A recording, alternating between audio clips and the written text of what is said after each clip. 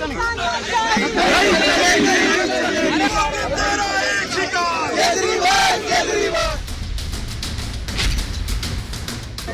भीमराव अंबेडकर का संविधान खतरे में है।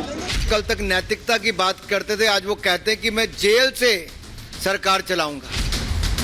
इन्फोर्समेंट डायरेक्टरेट को चैलेंज कर रही हूं कि आज शराब घोटाले की मनी ट्रेल मिल गई है। अरविंद केजरीवाल के घर के बाहर क्या हो रहा है तो मैं कहूंगा it is celebration of corruption.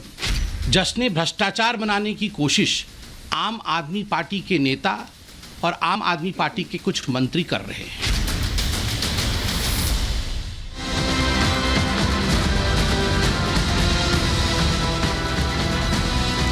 नमस्कार, मैं हूं आपके साथ हिमानी नैथानी। शाम के 5 बजने को हैं और हम लेकर हाजिर हैं अपनी खास पेशकश 5 का प्रहार, जिसमें मैं आज बात कर रही हूं सलाखों में सरकार, अब दिल्ली का क्या होगा।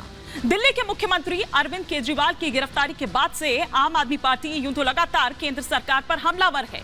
दिल्ली सरकार में मंत्री और पार्टी नेता आतिशी सिंह ने आज प्रेस कॉन्फ्रेंस में सवाल उठाते हुए कहा कि एक्साइज पॉलिसी के मामले में एक सवाल लगातार उठता रहा है कि पैसे का रास्ता कहां है।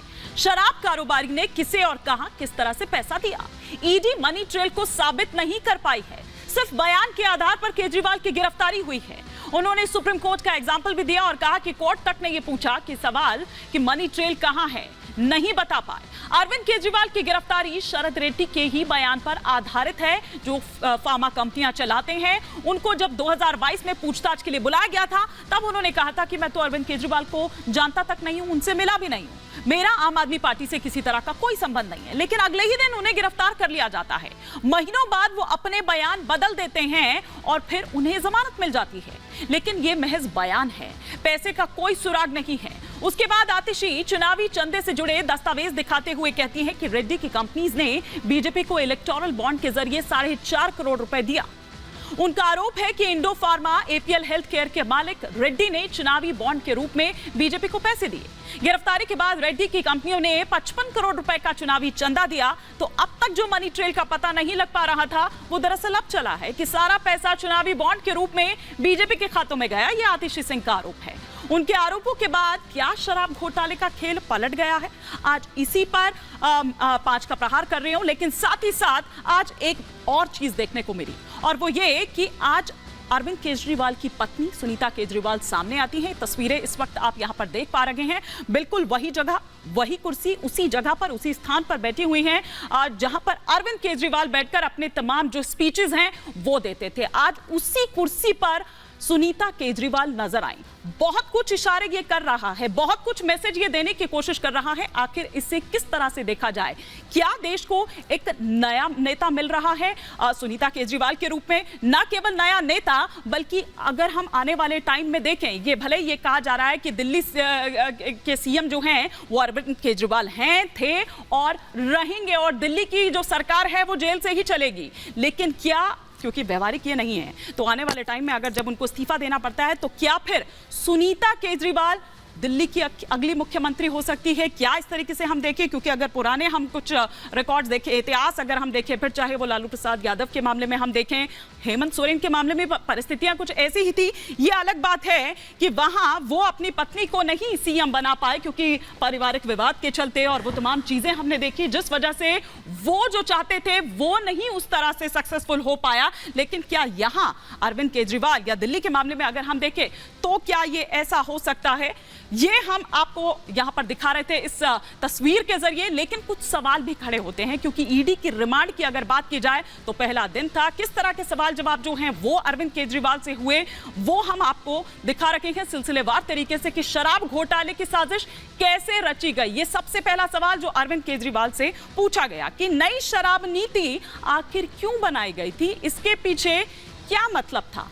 तीसरा सवाल ये कि किसे फायदा पहुंचाना लक्ष्य था। ये ईडी सवाल कर रही है अरविंद केजरीवाल से। 100 करोड़ रुपए की रिश्वत क्यों ली, ये कहा गया। कल आपने देखा कि जब दलीलें रखी जा रही थी तो ये कहा कि 100 करोड़ तो सिर्फ रिश्वत थी, 600 करोड़ का ये पूरा मामला है। गोवा चुनाव में पैसा कहां से आया, कहां से ये भेजे, हवाला का इस्तेमाल आखिर क्यों किया, ये सवाल पूछा। क्या आपने पूरा प्लान जो है वो तैयार किया है? ईडी के समन से क्यों बचते रहे? इतने समन दिए गए लेकिन आप पेश नहीं हुए।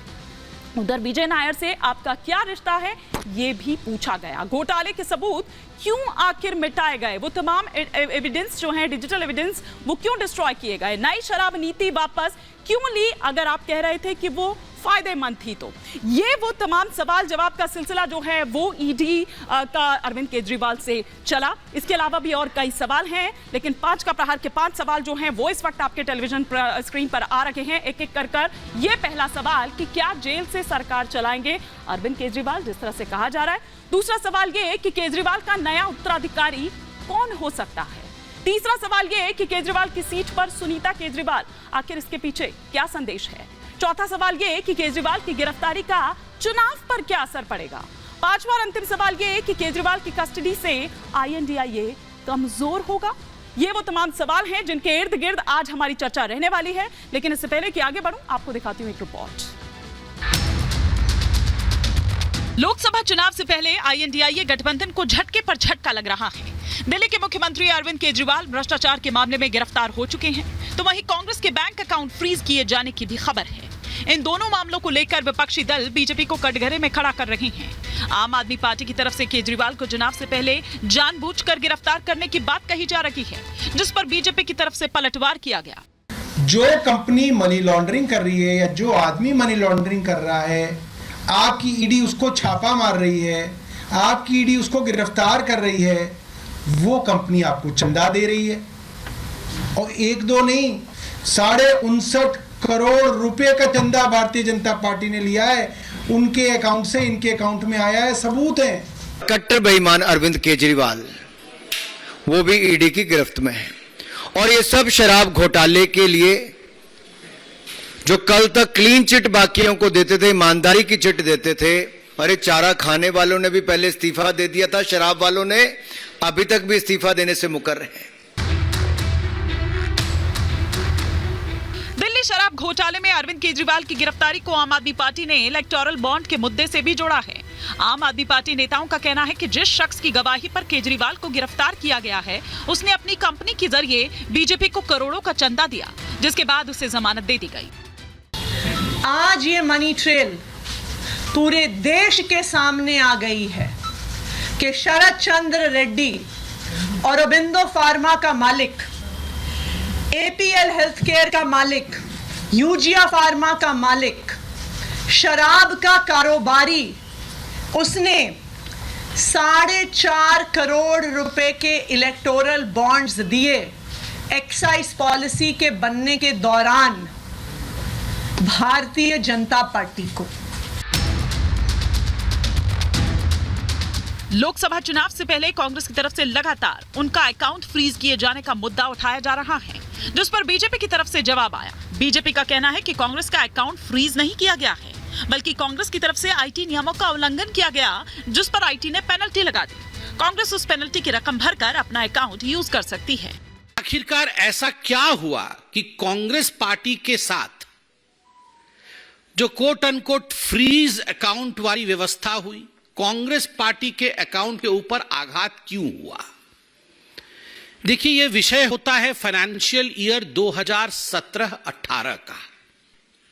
कांग्रेस पार्टी ने जो भी आमदनी की, जो भी डोनेशंस उनके पास आए 17-18 में, उनको उस पर टैक्स बनता है स्वाभाविक रूप से। कांग्रेस पार्टी की मिस्टेक रही कि एक्सटेंडेड डेडलाइन तो छोड़ दीजिए, जो एक्सटेंडेड डेडलाइन होता है, उस एक्सटेंडेड डेडलाइन जो कि 31 दिसंबर 2018 था, तब तक भी कांग्रेस पार्टी टैक्स भर नहीं पाई। लोकसभा चुनाव से पहले INDIA अपने ही जाल में फंस चुका है, लेकिन आरोप बीजेपी पर मढ़कर इमोशनल कार्ड खेल रहा है।